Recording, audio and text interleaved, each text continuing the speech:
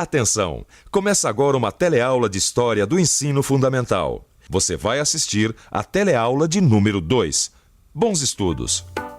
A primeira unidade do curso de História do Ensino Fundamental se chama O Brasil na Construção de um Novo Mundo. Esta unidade estudará a história dos povos indígenas da América, do seu encontro com os europeus no século XV e das relações que a partir daí se estabeleceram. Vamos conhecer a importância dos povos da África e do Oriente na formação de Portugal e a história desses europeus antes de chegarem à América Portuguesa, o futuro Brasil. Entenderemos também o que trouxe os portugueses aqui e aprenderemos sobre a formação do Brasil quando ainda era América Portuguesa.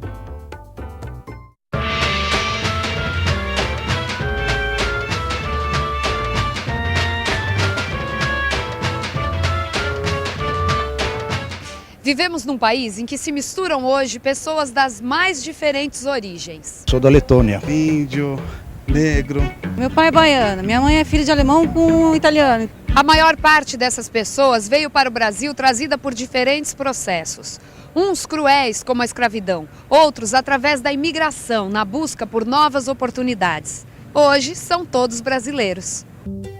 Mas antes mesmo que os primeiros portugueses aqui chegassem, a nossa terra já era habitada, já possuía nativos com culturas muito desenvolvidas e que foram chamados pelos portugueses de índios. Isso sugere uma pergunta: como foi a história dos primeiros habitantes do continente que habitamos? Você tem alguma ideia?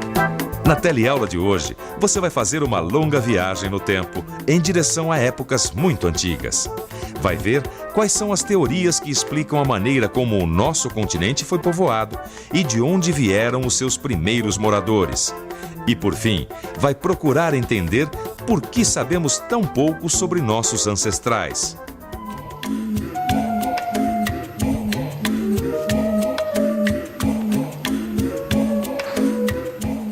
Nossa, Joana, que bonito. Ai, que susto, João. Desculpa. Eu tava em outro mundo, literalmente. São aquelas lendas indígenas, né? São. Eu tô muito entusiasmada em fazer um livro ilustrado. É um mito mais bonito que o outro. Eu mergulhei de cabeça nesse assunto dos índios brasileiros. Você sabe que eu sempre tive curiosidade de saber uma coisa sobre eles? É? Bom, eu não sei tudo, né? Mas, de repente, eu posso responder. É o seguinte, a gente sabe que os índios já estavam aqui quando os portugueses chegaram, certo? Agora, eles chegaram de algum lugar ou eles sempre estiveram aqui? Essa história é muito interessante. Fala sobre a aventura humana, sobre como os seres humanos foram povoando o mundo.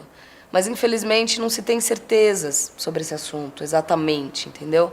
O que existe são hipóteses, ou seja, possibilidades de uma resposta a essa pergunta. Existem pelo menos duas hipóteses de povoamento. Uma seria a da migração de vaga populacional que se deslocou até o nosso continente. Uma dessas vagas teria chegado aqui através do Estreito de Bering entre 50.000 e 13.000 anos antes de Cristo. Naquela época, a região da Sibéria, que hoje pertence à Rússia, e do Alasca, região que pertence atualmente aos Estados Unidos, estavam ligadas por uma faixa de terra com aproximadamente 80 quilômetros de extensão. Nossos ancestrais talvez tenham passado por essa faixa. E há a possibilidade de um povoamento ter vindo através do mar, na região que hoje conhecemos como Polinésia, através do Oceano Pacífico. Esta migração teria se estabelecido na América do Sul em tempos bem remotos. Claro que estamos falando de possibilidades, pois essas migrações ocorreram em tempos muito recuados. E se ainda não temos certeza exata de qual teria sido a origem dos povos nativos do nosso continente, há grandes chances destes povos terem feito uma longa viagem a pé antes de se estabelecerem aqui. A pé? A pé. Você já imaginou, Joana, atravessar continentes inteiros a pé naquela época em que quase não havia recursos? É uma aventura impossível de se imaginar. É o que eu acho. Mas nós somos descendentes de povos com espírito de aventura. Gente que deve ter vencido o próprio medo. É verdade. E isso fica mais emocionante quando a gente sabe que tudo isso teve início na velha Mãe África. É reconhecido que a África é o berço da humanidade. Ali se encontram os primeiros registros de grupos humanos no nosso planeta, vivendo em conjunto, buscando formas de sobrevivência e criando artefatos. Na região do Chad, foram achados em 2002 vestígios dos primeiros antepassados humanos, que ali viveram por volta de 7 milhões de anos atrás. É provável que ondas migratórias de alguns grupos humanos tiveram início na África e, com o tempo, foram ocupando diversas regiões do mundo.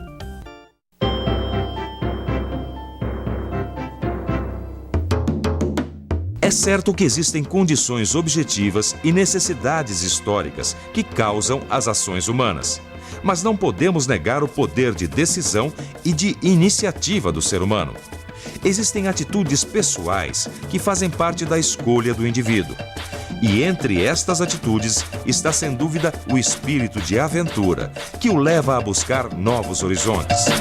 Claro que para isso foi preciso que as pessoas se organizassem numa ação coletiva juntamente com outras pessoas que estivessem com as mesmas necessidades e a mesma disposição.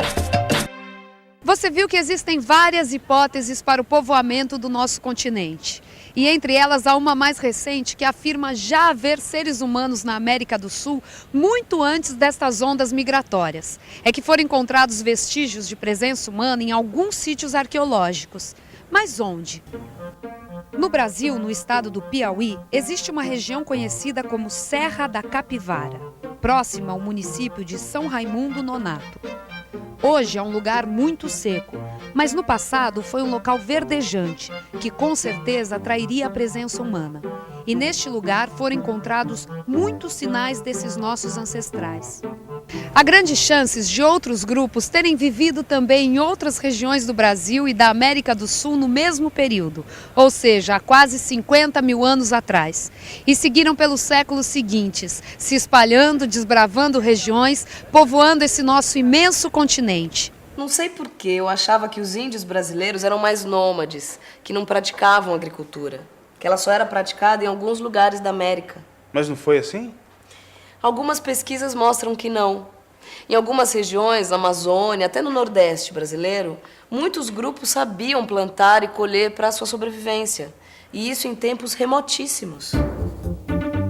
Mais ou menos entre 12.000 e 8.500 anos antes de Cristo, havia muitos grupos humanos habitando a Amazônia, vivendo da coleta de moluscos, de plantas silvestres e de caça de pequenos animais. Esses nossos ancestrais moravam em grutas e cavernas e eram nômades, isto é, não possuíam moradias fixas. Eles são conhecidos pelos pesquisadores como grupos paleoindígenas, que quer dizer indígenas antigos. Por volta de 8.500 anos antes de Cristo, alguns grupos da Amazônia foram descobrindo a agricultura. Alguns desses indígenas deixaram a vida nômade já naquele tempo e se estabeleceram de forma mais fixa num local de moradia. Isso aconteceu principalmente na área da várzea amazônica, e existem vestígios dessa presença dos primeiros agricultores da região. Mais tarde, entre 1000 a.C. e o ano 1000 depois de Cristo, alguns desses povos indígenas da Amazônia não apenas desenvolveram a agricultura e passaram a viver num só lugar, como aprenderam a fabricar objetos de cerâmica e produzir mais do que precisavam. Ou seja, conseguiram criar um excedente agrícola, o que permitiu que alguns de seus integrantes se dedicassem a outras atividades. Quando os europeus chegaram ao continente americano no século XV, ele já estava devidamente descoberto por todos os povos que aqui moravam.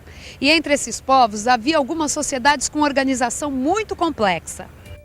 No México, na América do Norte, havia as civilizações astecas, toltecas e maias. Na região dos Andes, na América do Sul, viveram os incas. Todas essas civilizações pré-hispânicas haviam desenvolvido sofisticadas estruturas de poder, conheciam astronomia, matemática e criaram técnicas elaboradas de agricultura, além de terem deixado esculturas e monumentos que até hoje impressionam. Mas e aqui no Brasil? Imagine só o susto dos nativos dessa nossa terra ao ver desembarcar por aqui aquele povo estrangeiro. Deve ter sido uma visão e tanto. Eles devem ter pensado: Que gente mais estranha é essa, com esses navios imensos, essas roupas pesadas e essas armas de fogo? Mas a verdade é que sabemos muito pouco sobre a história dos povos indígenas que habitaram o território brasileiro, a não ser por algumas poucas referências nos documentos dos viajantes portugueses que travaram contato com os primeiros nativos aqui encontrados. O índio era considerado uma vítima do processo colonizador, né? E nos últimos anos nós percebemos, a historiografia tem enfatizado o quanto o índio foi importante no processo de povoamento do Brasil, né? Sem ele, os portugueses não teriam condições de ocupar esse território. Os índios tiveram uma participação fundamental não só na agricultura, mas também como milícia, né? Expulsando estrangeiros, né? Lutando contra outras etnias, né? Isso faz com que a história do Brasil tenha uma outra cara. Mais de 5 milhões de pessoas viviam na Amazônia no século XVI. Nossa, tudo isso? E praticavam agricultura? Sim, e além do cultivo da terra, eles também produziam cerâmica de qualidade sofisticada. Há inclusive relatos de viajantes daquela época que encontraram povos indígenas que dominavam a arte da ourivesaria, ou seja, trabalhavam com pedras preciosas e também com tapeçaria. Não sobrou nada disso? É incrível isso, né? O que teria acontecido com esses povos? Por que a população da Amazônia reduziu tanto? Para mim, isso tem a ver com a chegada dos europeus. Olha só, pensa bem. Eles trouxeram armamentos sofisticados, também devem ter disseminado epidemias para as quais os indígenas não possuíam defesa, né? Também não sabiam como curar, quer dizer, a própria escravidão indígena deve ter dizimado muitos nativos. Tem razão. É longa a história da expoliação dos povos nativos. Imagine uma sociedade que tem uma vida comunitária e vê, de repente, aquela caravela chegando e já ditando visões de mundo, regras, modos de relacionamento. Foi terrível e surpreendente. O importante é saber que a força de uma cultura resiste ao tempo e mesmo às violências de que foi vítima. Essas lendas aqui são uma prova viva da beleza da cultura indígena. Legal. Então me mostra, vai, deixa eu ver os seus desenhos. Eu estou ilustrando um mito tupi-guarani que fala sobre o surgimento dos primeiros seres humanos. O Criador, cujo coração é o sol, tataravô desse sol que vemos, soprou o seu cachimbo sagrado e da fumaça desse cachimbo se fez a Mãe Terra. Chamou 7 anciães e disse: gostaria que criassem ali uma humanidade. Os anciães navegaram em uma canoa que era como uma cobra de fogo pelo céu, e a cobra-canoa levou-os até a terra. Logo, eles ali depositaram os desenhos sementes de tudo o que viria a existir. Então, eles criaram o primeiro ser humano e disseram: você é o guardião da roça. Estava criado o homem. O primeiro homem desceu do céu através do arco-íris em que os anciães se transformaram. Seu nome era Nanderuvuçu, o nosso pai antepassado, que viria a ser o sol. E logo, os anciães fizeram surgir das águas do grande rio Nanderikeisi, a nossa mãe antepassada. Depois que eles geraram a humanidade, um se transformou no sol e a outra na lua. São nossos tataravós. O conhecimento vem através das danças, dos cantos, de narrativas tradicionais que são passadas desde tempos muito antigos, tempos imemoriais, que o conjunto dessas narrativas, dessas danças, desses cantos, vão formando um todo que é a base do conhecimento e da formação de um cidadão da floresta, de um cidadão de uma tribo. E atenção, se liga aí que é hora da revisão. Na teleaula de hoje, você teve de refletir sobre a pergunta: como foi a história dos primeiros habitantes do nosso continente, a América? Empreendeu uma longa viagem no tempo e constatou que a África foi o berço da humanidade. Aprendeu que existem diversas hipóteses para o povoamento do continente americano e que pesquisas recentes mostram vestígios de seres humanos no Brasil há mais de 50 mil anos. Aprendeu que, ao contrário do que se ensinou durante muito tempo, os indígenas do Amazonas praticavam agricultura e alguns povos dominavam artes sofisticadas como cerâmica, ourivesaria e tapeçaria. Constatou que o desaparecimento de vestígios desses povos, assim como a diminuição da população de nativos, tem como explicação a chegada dos portugueses. Por fim, entrou em contato com um mito tupi-guarani, que expressa a força da cultura indígena.